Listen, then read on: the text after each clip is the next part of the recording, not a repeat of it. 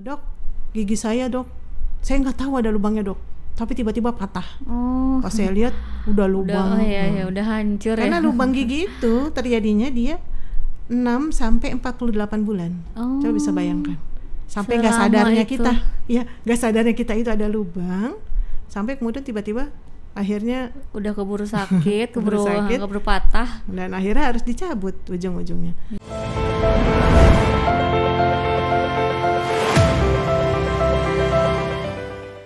Assalamualaikum keluarga Bekasi. Di podcast kali ini kita udah ditemenin sama Dokter Gigi Dewi Puspasari, praktisi kesehatan gigi dan mulut. Assalamualaikum dok. Waalaikumsalam. Sehat dok? Alhamdulillah. Nah, bareng sama Dokter Dewi ini kita hari ini mau dapat inspirasi nih, sharing-sharing tentang gimana sih merawat kesehatan gigi dan mulut, terutama di bulan puasa.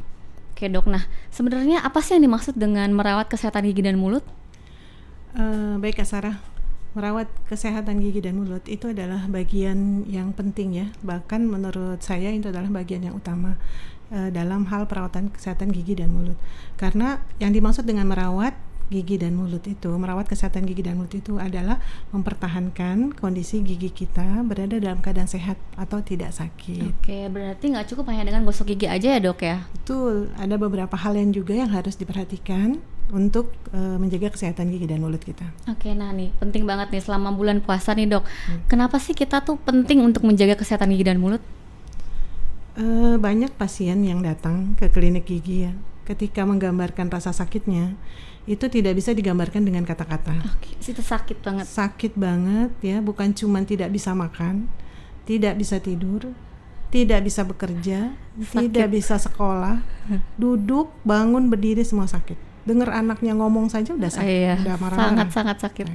Nah bayangkan kondisi Ramadan, lagi puasa, lagi saum, kita sakit gigi. Bener. Apa yang terjadi? Double ya rasa sakitnya. Ya betul. Maka tingkat kunjungan pasien-pasien biasanya menjelang Ramadan itu mereka meningkat karena banyak yang concern sebenarnya. Walaupun pandemi gini juga tetap. Betul. Ada peningkatan ya, sekitar 20%-an sih kalau yang datang ke klinik saya ya. Jadi maksudnya ada peningkatan memang, karena memang mereka mencegah supaya tidak sakit gigi pada saat bulan Ramadan. Oke, karena tadi rasa sakitnya itu bertambah-tambah kalau misalnya lagi Ramadan. Betul. Oke, nah caranya gimana nih dok menjaga dan merawat kesehatan gigi dan mulut selama bulan Ramadan?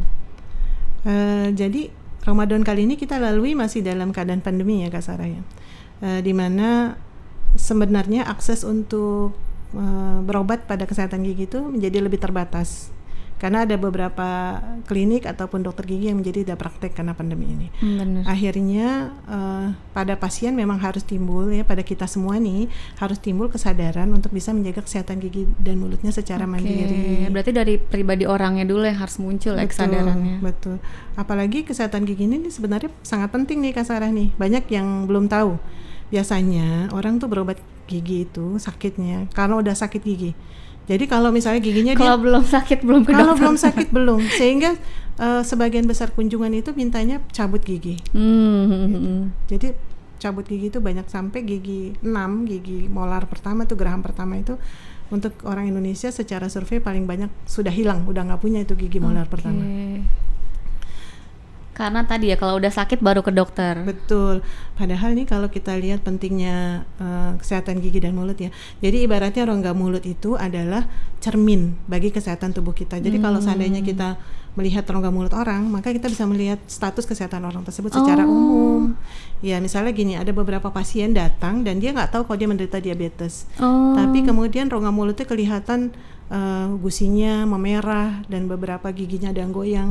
Ketika kita informasikan ke pasien, akhirnya dia berobat ke internis atau penyakit dalam, baru pasien menyadari kalau dia menderita penyakit diabetes. Oke, jadi dari keadaan gigi dan mulut itu bisa ketahuan kondisi kesehatan seseorang ya? Betul. Oke. Kemudian juga yang penting juga nih Kak Sarah, yang juga banyak kita yang masih belum abai ya, masih acuh gitu terhadap hal ini adalah bahwasanya kesehatan gigi itu ya, kan gigi kita ada di dalam rongga mulut kita. Dia itu merupakan salah satu pintu masuk bakteri. Jadi kalau misalnya seandainya rongga mulut kita terinfeksi, maka infeksi itu akan menjalar masuk ke dalam organ-organ tubuh yang lain. Gitu. Nah, jadi misalnya ya, kita tuh sering mendapat konsul dari dokter penyakit kulit, dokter paru. Misalnya ada orang yang ternyata infeksi paru tidak sembuh-sembuh. Ternyata pusat infeksinya ada di giginya yang bolong, yang bermasalah. Padahal paru-paru tapi dari giginya ya? Iya, betul. Oke. Itu juga ada ke jantung, ke ginjal. Ya makanya penyakit gigi dan mulut itu tidak bisa dianggap sepele. Oke, karena dari gigi bisa merembet kemana-mana. Betul. Ya. Kemudian juga ada stigmatisasi di masyarakat ya. Kalau berobat gigi itu mahal, betul nggak Kak Sarah? Ya. Rata-rata kalau mau berobat gigi pasti mikir berapa Duitnya kos. ya. Nah, betul. Jadi kalau pasien memang kalau mau berobat nanya-nanya dulu Kak Sarah. Bu, Biar tambalnya tahu. berapa? Cabut berapa? Kayak disurvei ya, gitu ya. Nah, biasanya stigmanya seperti itu. Pertama mahal. Yang kedua katanya kalau berobat gigi itu salah satu sumber ketakutan di pasien. Karena mereka takut rasa sakit. Ya siapa yang tidak mau ya? Siapa yang tidak takut rasa sakit? Jadi mikirnya kalau ke dokter gigi pasti akan disakitin gitu. Iya gitu, betul. Ya betul. Jadi terasa nanti sakit nih gitu. Iya. Sehingga kalau mau katakan saya mau ngebur ya pasiennya, dia pasti bertanya, sakit nggak dok? Udah ketakutan duluan. Tapi sebenarnya gitu. karena kalau misalnya ke dokter gigi baru pas sakit ya, harusnya pas Betul. masih sehat tuh ke dokter gigi juga. Nah, itulah makanya penting tindakan preventif kedokteran gigi yang dalam hal ini adalah nih tema kita sekarang nih, merawat kesehatan gigi dan mulut. Biar ke dokternya nggak pas sakit doang. Ya, sehingga biayanya bisa jadi lebih murah dan tindakannya juga tidak menimbulkan rasa sakit. Nah, itu Insya dia Allah. yang penting. Nah, terus gimana nih dok caranya supaya menjaga kesehatan gigi dan mulut? Tadi kan nggak cukup hanya dengan gosok gigi aja. Nah, pada saat saum nih Kak Sarah ya, kita kan tidak minum kurang lebih 12 jam. Kalau di negara kita negara tropis ya, kurang lebih sama 12 jam. Akhirnya otomatis kita mengalami kekurangan air. Ketika kita mengalami kekurangan air, rongga mulut kita, kekurangan air dalam artian saliva kita, air liur kita juga menjadi berkurang.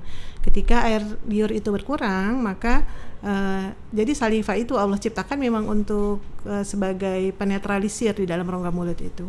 Dia membersihkan gigi juga gitu ya, menurunkan tingkat keasaman rongga mulut ketika kita di dalam mulut kan kita pakai gitu. Nah, itu yang menurunkan kadar keasamannya itu saliva. Nah, kalau kita tidak minum, tidak melakukan, maksudnya aktivitas mulut tidak bekerja. Kalau kita bekerja tuh otomatis kan salivanya ada ya. Kalau puasa kan enggak tuh berarti. Kalau puasa kan enggak, ibaratnya istirahat. Nah, saliva berkurang. Maka biasanya yang paling dikeluhkan itu ya, apalagi saum itu bau mulut misalnya. Ya masalah orang puasa ya mungkin. Masalah orang puasa gitu. Bau mulut. Bau mulut. Kemudian yang tadinya tidak sakit gigi biasanya timbul. Ada pasien yang suka bilang, dok saya jadi timbul sakit pas lagi Ramadan nih. Ya karena memang kan pas lagi puasa otomatis dia tidak makan, tidak minum. Kalau dia daya tahan tubuhnya tidak bagus ya, maka bisa jadi sakit gigi. Bisa jadi larinya ke giginya tadi gitu. Oke. Nah, jadi kalau Kak Sarah pengen tahu dong apa nih caranya? Gimana caranya?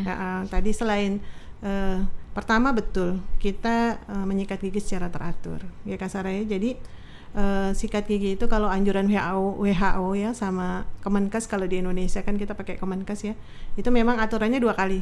Oke, 2 kali ya. Betul. Bukan cuma sekali ya dok? Iya. 2 apalagi kali. 2 hari sekali. Itu duanya itu biar sama. hemat odol itu. Iya. 2 tapinya 2 hari sekali itu. Kadang-kadang anak SD nih usia, saya perhatikan ya, usia 8 sampai 12 tahun itu paling malas sikat gigi. Jadi kalau kita periksa rongga mulut itu banyak plak, namanya plak itu berkumpul gitu ya, penuh gitu. Dan kalau ditanya udah sikat gigi belum? Kakak, abang sudah sikat gigi belum? Udah. Kemarin, jadi hari ini belum. Gitu. Ditabung sikat giginya. Ya, betul. Jadi anjuran yang pertama adalah bagaimana kita bisa melaksanakan kebiasaan ini menjadi kebiasaan gaya hidup gitu. Jadi ibaratnya kalau tidak sikat gigi tidak enak. Nah, dengan sikat gigi itu insya Allah secara mekanis kita bisa membersihkan ibaratnya kotoran-kotoran yang ada di rongga mulut kita. Ini Kak Sarah nih kalau habis makan, habis sikat gigi, 1 jam setelah sikat gigi tuh bawaannya kan bersih, datang ke kantor gitu ya, beraktivitas. Tapi ternyata 1 jam setelah sikat gigi itu sudah terbentuk lapisan film di atas permukaan gigi kita, dan itu lapisan itu bisa buat nempel sisa-sisa makanan. Kalau seandainya makan lagi, setelah itu makan lagi dan kemudian tidak melakukan sikat gigi lagi. Jadi bisa bayangkan kalau ada orang yang malas untuk sikat gigi. Berarti kalau udah sikat gigi terus makan harus sikat gigi lagi ya? Ya, tapi ada jedanya ya. Jadi kalau menurut studi itu jaraknya yang ideal tuh kurang lebih sih sebenarnya 1 jam. 1 jam. Jadi 1 jam, karena setelah makan itu juga dia ada proses. Jadi masya Allah gitu, memang Allah kasih suatu proses sunatullahnya. Jadi setelah gigi itu bekerja, makan misalnya kan nanti ada proses demineralisasi. Jadi dia akan ada proses recovery. Kalau pas habis makan langsung sikat gigi juga dia giginya itu kurang bagus. Jadi ditunggu sebentar baru kemudian disikat. Oke. Dok, mau nyambung yang tadi nih, yang sikat gigi kan 2 kali sehari. Itu tuh setiap jam berapa atau kapan aja gitu? Apakah setelah sarapan atau sebelum sarapan? Kan ada orang yang mandi dulu sekali sikat gigi baru sarapan gitu. Sebenarnya tuh kapan sih waktu yang tepat untuk sikat gigi? Kalau di hari-hari biasa ya, tidak puasa ya. Di hari-hari biasa tidak puasa itu kita anjurannya setelah makan pagi ya, setelah sarapan betul, dan sebelum tidur. Okay. Nah, kalau kita kan lagi Ramadan nih, tentu polanya kita rubah, yaitu pada yang dianjurkan pada saat menjelang tidur dan pada saat setelah selesai sahur. Jadi selesai sahur itu usahakan dibersihkan juga semuanya. Dan jangan makan lagi habis itu ya. Kan kadang sahur. ada orang yang sahur terus masih ngemil aja gitu. Ya kotor lagi ya. Tahu-tahu lihat kurma pengen ngemil kurma gitu. Iya, kotor lagi jadinya. Oke, berarti sebelum tidur sama setelah sahur ya. Iya. Kemudian kalau kalau setelah itu misalnya suka ada yang mau pakai mouthwash, obat kumur. Nah, itu silahkan saja. Tapi memang anjurannya adalah tidak terlalu sering. Kenapa tidak terlalu sering? Karena itu kan obat kumur itu sifatnya antibakteri. Kalau terlalu sering bolak-balik gitu ya, karena dia merasa giginya ya. Bukan merusak gigi, jadi bakterinya mati. Nanti jadi rongga mulut itu punya flora normal namanya. Flora normal itu ada bakteri, ada jamur dan seterusnya. Jadi kalau bakterinya dihilangkan, nanti jamurnya malah jadi tumbuh di dalam rongga mulut kita, malah jadi berjamur gitu. Makanya pemakaiannya boleh saja. Nah, misalnya sehari sekali boleh gitu, tapi tidak boleh sehari, bisa beberapa kali. Kadang-kadang karena lagi saum nih, bolak-balik pakai obat kumur. Karena ngerasa nggak pede kali ya, mungkin mulutnya bau gitu, jadi dikit-dikit pengen kumur-kumur. Iya. Oh iya. Iya betul. Terus selanjutnya ya Kak Sarah ya, tadi kan sikat gigi udah kita bahas nih. Kemudian ada sebenarnya namanya dental floss. Itu belum umum kalau kita pakai itu. Dental floss itu benang gigi. Oh iya. Benang gigi. Jadi kan sebenarnya gigi kita itu bentuknya 3 dimensi ya. Maksudnya ada sisi atas, kanan gitu ya. Iya. Nah, kalau kita pakai sikat gigi saja belum cukup sebenarnya, karena ada bagian sela-sela gigi yang tidak tercover dengan sikat gigi. Nggak bisa sikat gigi itu menjangkau daerah tersebut. Nah, maka kami yang menganjurkan pemakaian floss. Jadi flossing namanya. Benang gigi. Flossing benang gigi gitu. Kemudian setelah itu pemilihan sikat giginya kali Kak Sarah yang harus diperhatikan ya. Dan harus ingat nih, insya Allah sih kalau di Bekasi, keluarga Bekasi sudah melaksanakan begini, 1 anggota keluarga 1 sikat gigi. Oh ya, nggak boleh campur berarti ya? Nggak boleh campur ya. Sikat gigi anak, sikat gigi dewasa, jangan ditukar. Dan kemudian kalau bisa ya, durasi pemakaian sikat gigi itu jangan sampai bertahun-tahun, berbulan-bulan. Jadi bulu-bulunya sampai lupa ini kapan gantinya, betul. Gitu, saking nggak pernah diganti, saking bulu-bulunya juga udah melebar-lebar ya. Berarti berapa bulan dok harus ganti sikat gigi nih? Sikat gigi itu paling lama 3 bulan, paling lama ya. Paling lama. Cuma kalau saya menyarankan di bilangan 1 sampai 2 bulan. Jadi kalau lagi belanja bulanan, belilah sikat gigi. Insya Allah harganya tidak mahal. Yang sesuai dengan usianya tadi ya, yang dewasa-dewasa, yang anak-anak. Terus saya jadi penasaran nih untuk penggunaan odol. Sebenarnya kan kalau di iklan-iklan tuh sebenarnya nggak ada yang dipakein odol. Sebenarnya seberapa butuh sih kita menggunakan odol ketika menyikat gigi? Apakah memang benar harus pakai odol atau sebenarnya pakai sikat gigi aja cukup? Jadi kalau pembersihan gigi dengan sikat gigi tidak pakai odol, itu namanya pembersihan dengan odol pun mekanis sebenarnya. Jadi mekanis itu kita bersihkan dengan cara kita gosokkan ya di gigi dan kemudian bersih. Jadi fungsi odol itu apa? Pasta gigi itu apa? Di dalam odol itu kalau di Indonesia kita odolnya rata-rata semua berfluoride. mengandung fluoride, dan fluoride itu adalah zat yang berfungsi untuk menguatkan gigi. Takarannya pun sudah dihitung. Jadi oleh pihak pabrik ya, pabrik manapun ya, saya tidak menyebut merek gitu ya. Mereka sudah punya takaran. Cuman kalau untuk anak-anak memang ada yang odolnya itu fluoride free namanya. Jadi kalau untuk anak-anak yang usia masih di bawah 2 tahun yang mau diajarkan menggosok gigi, kami menganjurkan memberi odol yang memang pasta gigi itu ada tulisannya nanti fluoride free. Jadi nggak ada fluoride-nya. Kenapa? Karena anak-anak suka ditelan. Iya betul. Nah, sedangkan karena itu nggak masih boleh belajar ditelan. ya, Iya. masih belajar gosok gigi. Jadi udah dihitung gitu, misalnya pasta giginya kan sebesar butiran jagung ya. Kemudian disikatkan kurang lebih 1 cm lah, 1 cm kemudian disikat, dan kemudian itu berfungsi sebagai ibaratnya vitaminnya gigi lah, kita kasih ke floor itu. Kemudian juga dia kan sebenarnya ada pembersih ya, zat pembersih di situ, dan kemudian dikasih aroma, jadi membersihkan gigi itu menyenangkan. Kalau mau coba nih, Kasara coba deh sikat gigi nggak pakai pasta gigi. Aneh ya. Apa rasanya? Aneh, nggak enak. Aneh, nggak enak, dan bau sendiri kan. Kita jadi nyium bau mulut kita sendiri, dan mungkin nggak menyenangkan. Jadi aktivitas menyikat gigi tidak menyenangkan. Beda ya kalau zaman Rasulullah itu kan pakai siwak. Kalau siwak itu memang kayu khusus ya, dan memang ibaratnya ketika digunakan memang baunya tidak bikin balik ke kita gitu. Beda maksudnya. Kalau kita kan pakai yang plastik gitu ya, makanya kita memerlukan pasta gigi. Jadi keperluan pasta gigi itu jadi memberikan vitamin buat gigi kita juga, dan kemudian memberikan efek bersih ya, dan menyenangkan bagi yang menggunakannya. Karena sebenarnya udah diformulasikan supaya sesuai sama kebutuhan giginya juga. Betul, ya, jadi nggak usah takut, karena ada beberapa orang juga memang takut karena ada fluornya. Katanya ada yang bilang gitu, jadi nggak boleh banyak-banyak lah, nggak boleh sering-sering gitu, padahal kan ternyata dibutuhkan juga sama giginya. Iya betul. Tapi nih Dok, tadi nyambung yang tentang gosok gigi, kayaknya belum semua orang nih tahu tentang tata cara menggosok gigi yang benar nih. Apakah berapa lamanya atau gimana cara menggosoknya gitu kan? Ada yang benernya tuh.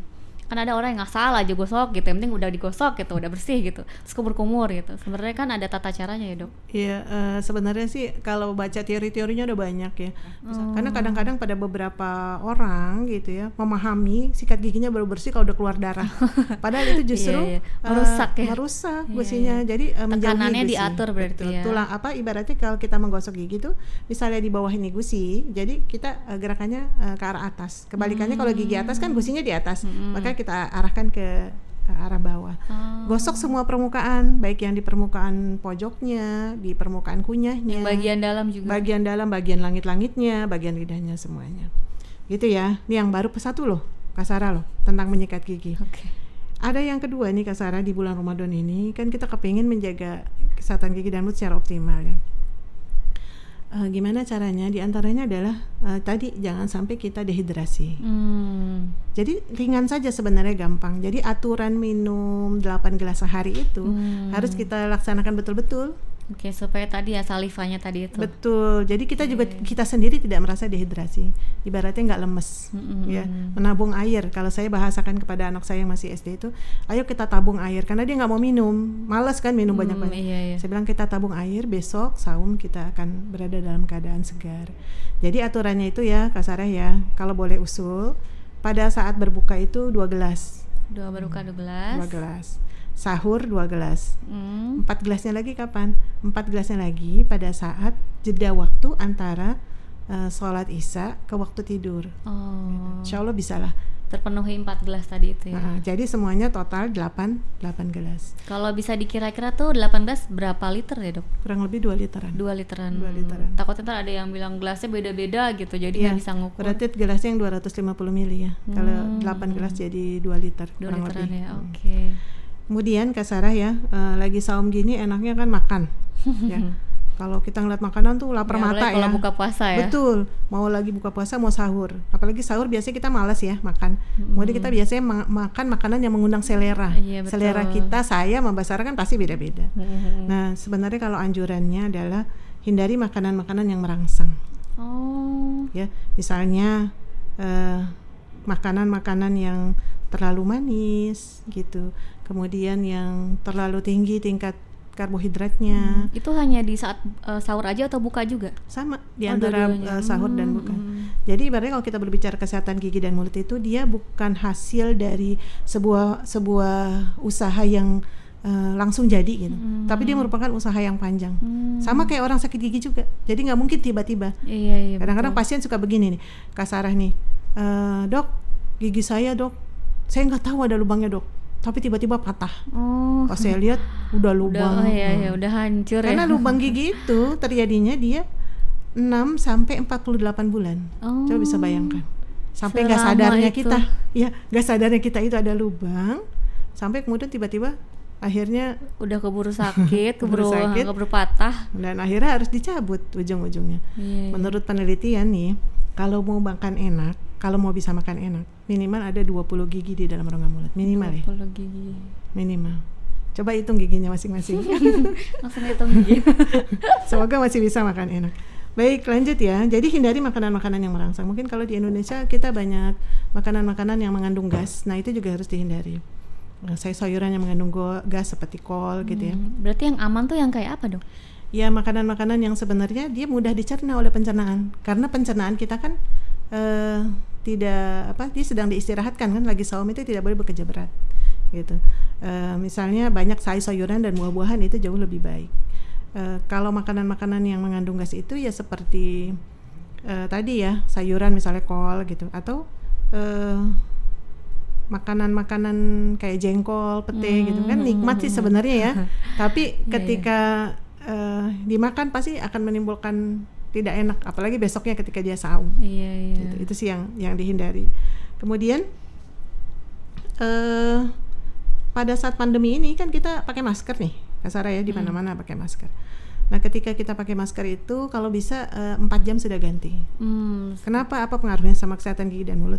Karena kalau kita pakai masker terlalu lama, otomatis juga bakteri yang ada di masker itu bisa masuk di masker. terkumpul dan bisa kita terhirup. Jadi sudah tidak steril lagi tuh kalau udah 4 jam. Jadi bawa batasnya berarti 4 jam ya. Jadi bawa masker kemana-mana.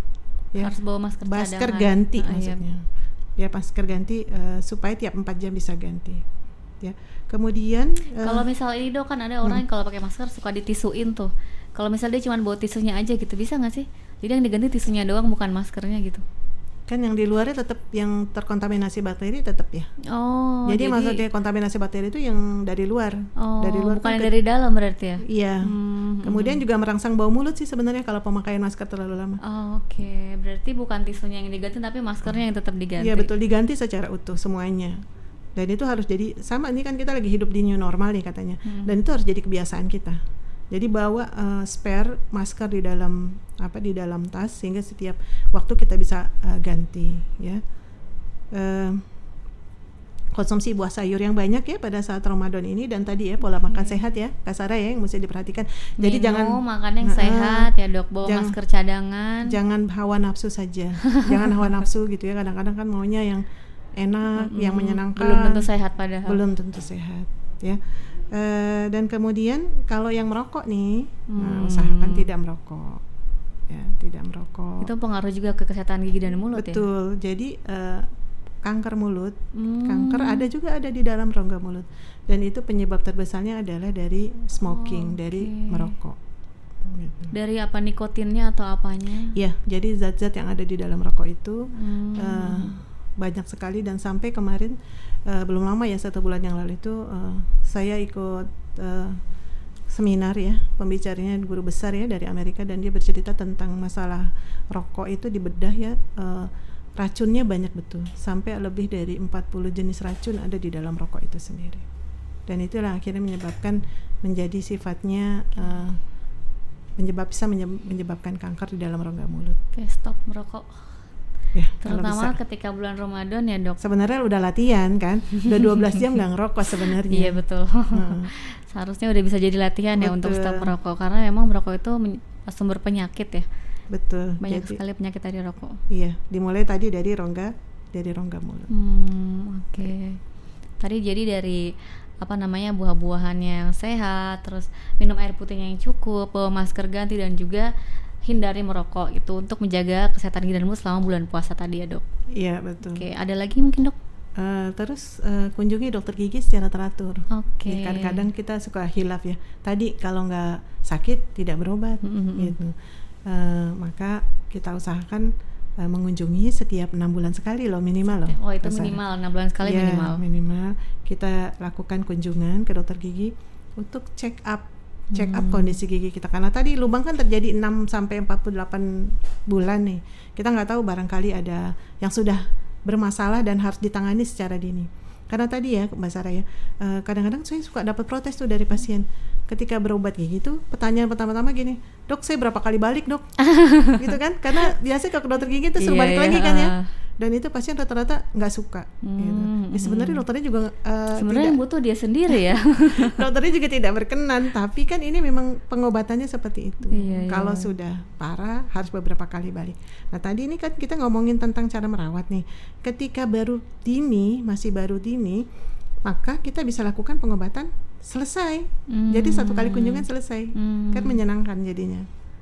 Kalau misalnya pengobatannya dari awal ya dok? Dari awal, dan tadi kita rawat gigi kita secara optimal masing-masing di rumah.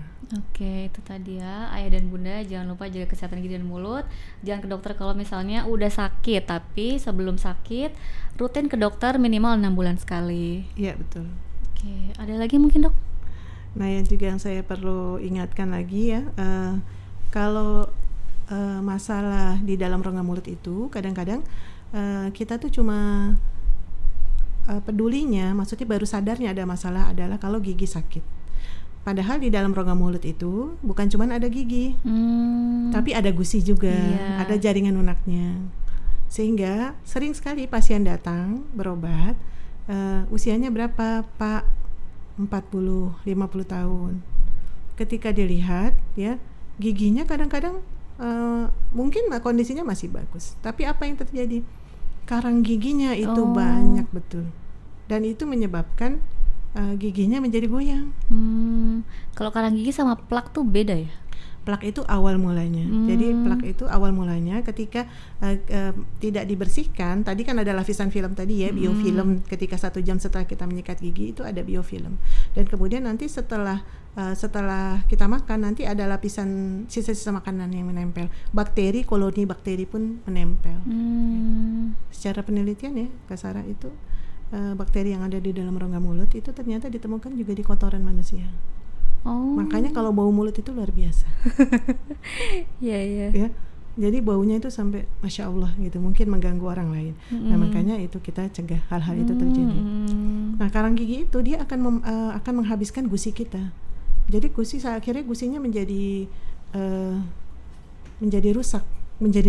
Jadi itu yang sering dikeluhkan pasien, dok kenapa gigi saya jadi panjang? Jadi gusinya yang tadinya mencengkram erat gigi, gusinya yang tadinya mencengkram erat giginya jadi turun kendur gitu kendur ya? Lama-lama goyang, akhirnya kemudian giginya lepas tanpa ada lubang gigi. Nah ini yang harus diperhatikan, penting. Nah tadi saya cerita ya, pasien 40-50 tahun datang ternyata belum pernah membersihkan karang gigi seumur hidupnya. Harus itu dibersihkan ternyata? Iya harus. Jadi ke dokter itu juga membersihkan karang gigi. Betul, itu ya? Jadi check up rutin itu diantaranya adalah kita bersihkan. Itu nggak bisa hanya dengan gosok gigi aja berarti? Iya nggak bisa, karena maka kenapa disebut karang, karena memang keras gitu. Saya pernah buka-buka ya, ada di YouTube itu banyak tuh tutorial menghilangkan karang gigi sendiri gitu. Ada ya yang kayak gitu? Ada, tapi kalau saya tonton itu sebenarnya nggak betul ya, karena memang perlu tindakan mekanis dari dokter gigi untuk mengangkat. Jadi nggak mungkin bisa rontok gitu maksudnya. Malah bisa berbahaya bagi jaringan lunak di dalam rongga mulut kalau pemakaiannya tidak betul. Oleh karena itu tadi 6 bulan sekali itu adalah kebiasaan yang harusnya kita jadikan pola hidup sehat. Ketika kita berobat ya, kita check up, itu diantaranya adalah kita bersihkan karang gigi. Makanya dokter gigi itu penting dan harus rutin. Betul. Oke dok, aku jadi punya satu pertanyaan lagi nih, tentang cara membersihkan lidah. Seberapa penting sih sebenarnya membersihkan lidah itu? Jadi membersihkan lidah itu juga penting ya Mbak Sarah ya, alhamdulillah diingatkan, karena lidah kita itu sebenarnya terdiri dari papil-papil. Jadi papil-papil itu jadi bentuknya kalau kita bisa bayangkan kayak babat gitu ya. Nah itu ada kumpulan-kumpulan bakteri yang berkumpul di situ, maka harus dibersihkan dengan alat bantu yaitu sikat gigi gitu. Kalau ada alat pembersih lidah ya silahkan digunakan, tapi kalau tidak ada silahkan menggunakan sikat gigi. Tadi saya menjelaskan sikat gigi itu ada yang hard, ada yang soft, ada yang medium, ada yang extra soft. Kalau bisa belinya yang soft atau extra soft ya, dan itu akan membuat kita bisa melakukan sikat lidah dengan aman. Sebentar saja, tidak lama gitu. Yang penting kita bersihkan. Oke, tadi kalau yang nggak ada pembersih lidahnya pakai sikat gigi aja? Iya betul, pakai sikat gigi cukup. Nggak apa-apa ya? Nggak aneh rasanya? Nggak apa-apa, makanya cuma pilih yang disikat soft. pelan-pelan aja Iya, gitu kan? disikat pelan. Oke, kalau misalnya nih ternyata nggak pernah bersihin lidahnya gitu, apa sih efeknya? Kuman-kumannya pasti numpuk. Tapi kan sebenarnya tadi ya kita ada air liur, kita melakukan aktivitas kumur-kumur dan seterusnya. Ya lebih bagusnya gitu. Kalau mau membersihkannya lebih baik lagi, itu kita bisa menyikat lidah. Oke. Nah, oke, terima kasih nih Dok untuk sharingnya yang bermanfaat. Oke, Ayah Bunda juga sekarang lebih tahu tentang bagaimana sih cara merawat dan menjaga kesehatan gigi dan mulut, terutama selama bulan Ramadan. Terima kasih ya Dok. Baik, Terima sama-sama kasih Ayah Mbak Sarah. Bunda. Sampai jumpa di episode podcast selanjutnya. Assalamualaikum warahmatullahi wabarakatuh. Waalaikumsalam warahmatullahi wabarakatuh.